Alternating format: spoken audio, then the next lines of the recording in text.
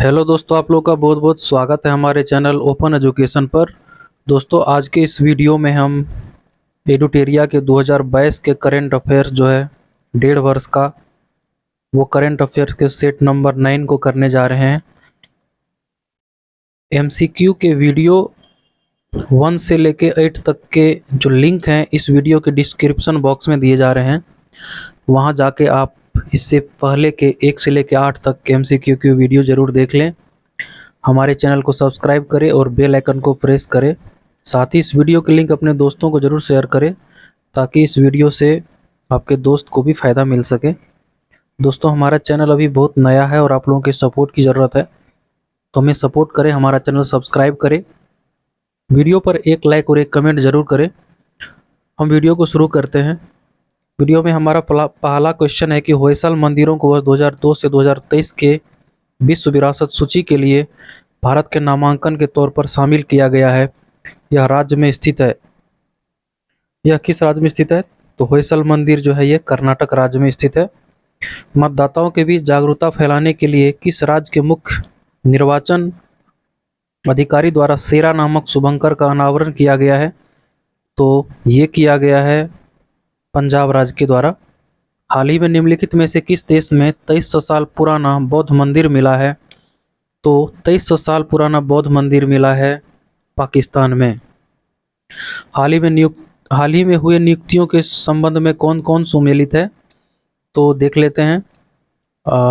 ये जो है GAV रेड्डी, ये रक्षा खुफिया एजेंसी के प्रमुख हैं। अदिति अशोक हुंडई इंडिया के ब्रांड एम्बेसडर हैं। मनिका बत्रा एडिडास के ब्रांड एम्बेसडर हैं। सभी सुमेलित है। आर्थिक सर्वेक्षण 2021-22 के अनुसार भारत की स्टार्टअप राजधानी के रूप में किस शहर ने बेंगलोर को प्रतिस्थापित किया है? इसका सही उत्तर हो जाएगा दिल्ली। निम्नलिखित में से किसे भारत का पहला OECM साइट घोषित किया गया है? तो यह किया गया है अरावली बायोडायवर्सिटी पार्क को। नेक्स्ट क्वेश्चन है, भारत और बांग्लादेश की सीमा पर तीसरे बॉर्डर हाट की आधारशिला किस राज्य की सीमा पर रखी गई है? तो ये रखी गई है त्रिपुरा की सीमा पर। हाल ही में पुनौरा धाम को स्वदेश दर्शन योजना के रामायण सर्किट में शामिल किया गया है। पुनौरा धाम यह किस राज्य में स्थापित है, किस राज्य में स्थित है? तो यह है बिहार के सीतामढ़ी जिले में। शीतकालीन ओलंपिक 2022 में एकमात्र भारतीय एथलीट आरिफ खान ने प्रतिस्पर्धा किया, उनका संबंध किस खेल से है? तो शीतकालीन ओलंपिक 2022 में जो ये एथलीट आरिफ खान हैं उनका संबंध है अल्पाइन स्कीइंग से। Alpine skiing. आज़ादी के 75 वर्ष के अमृत महोत्सव के अवसर पर देश के अब तक के सबसे बड़े ड्रोन शो का आयोजन कहाँ किया गया है?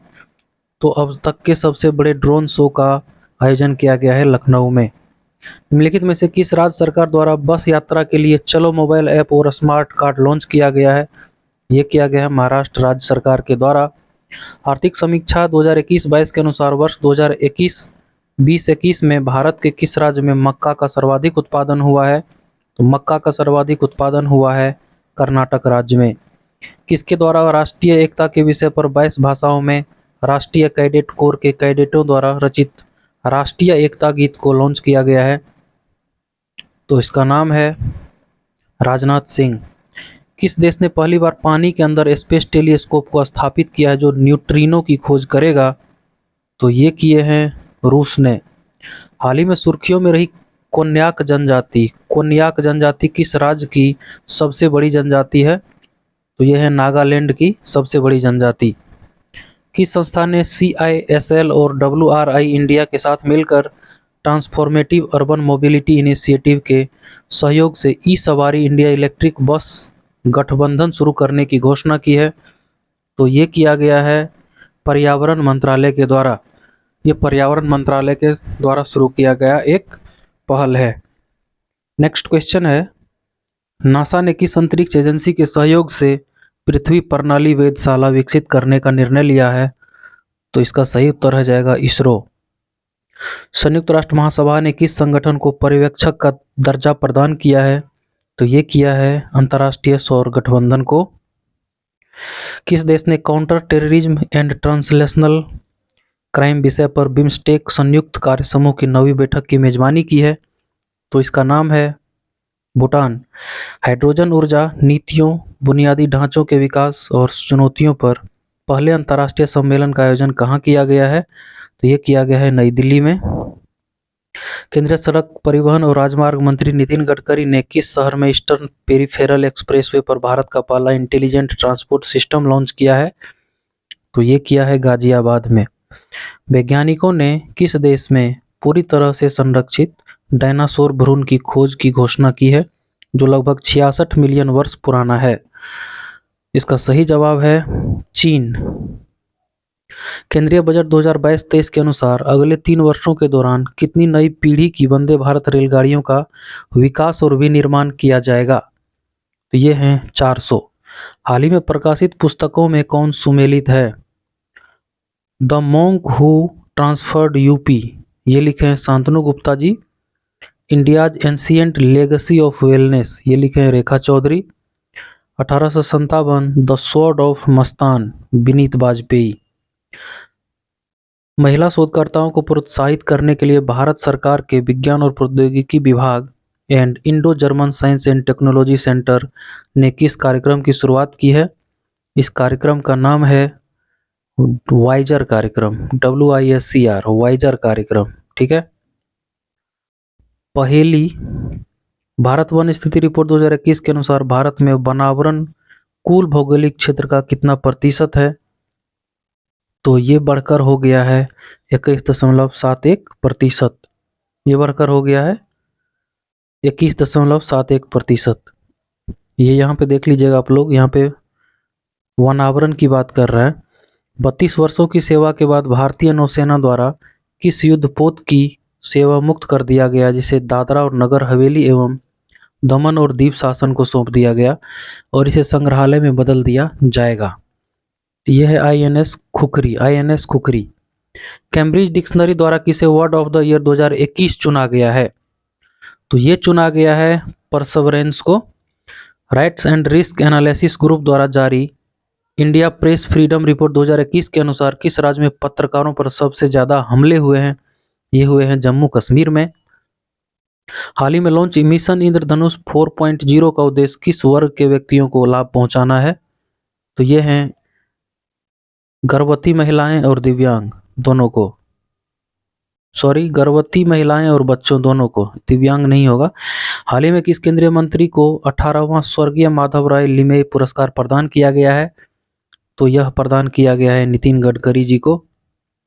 संयुक्त राष्ट्र के विश्व खाद्य कार्यक्रम के साथ एक समझौते पर हस्ताक्षर किया गया है।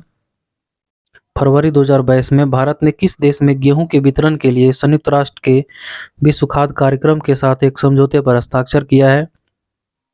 यह किया गया है अफगानिस्तान के साथ गेहूं के लिए। निम्नलिखित में से किस संस्था ने MSME के लिए स्वास्थ्य और आरोग्य ऋण योजना की शुरुआत की है? यह किया गया है सिडबी के द्वारा। हाल ही में राष्ट्रीय ऊर्जा संरक्षण पुरस्कार 2021 किस हवाई अड्डे को प्राप्त हुआ है? तो ये प्राप्त हुआ है हैदराबाद इंटरनेशनल हवाई अड्डा को। हैदराबाद इंटरनेशनल हवाई अड्डा को ये प्राप्त हुआ है। हाल ही में किस केंद्रीय जेल ने अपना रेडियो चैनल जेलवानी FM शुरू किया है? तो ये शुरू किया गया है आपको इंदौर के जेल में। भारत में 100% प्लास्टिक वेस्ट न्यूट्रल कंपनी बनने वाली पहली भारतीय उपभोक्ता वस्तु कंपनी कौन बन गई है? तो डाबर बन गई है। बिहार के खादी ब्रांड एम्बेसडर के रूप में किसे नामित किया गया है? तो ये किया गया है मनोज तिवारी को। तंबाकू छोड़ने में मदद के लिए WHO द्वारा कौन सा ऐप लॉन्च किया गया है? तो इसका नाम है क्विट टोबैको। ठीक है, इसका नाम है क्विट टोबैको। निम्नलिखित में से किस राज्य केंद्र शासित प्रदेश की पुलिस द्वारा स्मार्ट कार्ड शस्त्र लाइसेंस और शस्त्र ऐप को लॉन्च किया गया है? तो ये किया गया है दिल्ली पुलिस के द्वारा। बजट अनुमानों के अनुसार वित्तीय वर्ष 2022-2023 में भारत का प्राथमिक घाटा कितना है? ये घाटा है सकल घरेलू उत्पाद का 2.8%। WEF दावोस एजेंडा 2022 में प्रधानमंत्री नरेंद्र मोदी द्वारा P3 मूवमेंट की शुरुआत की गई। P3 से क्या तात्पर्य है? P3 से तात्पर्य है pro planet people, pro planet people. ठीक है। वनजीव कार्य योजना 21 से 30 जारी करने वाला पहला राज्य कौन बन गया है? इस राज्य का नाम है महाराष्ट्र।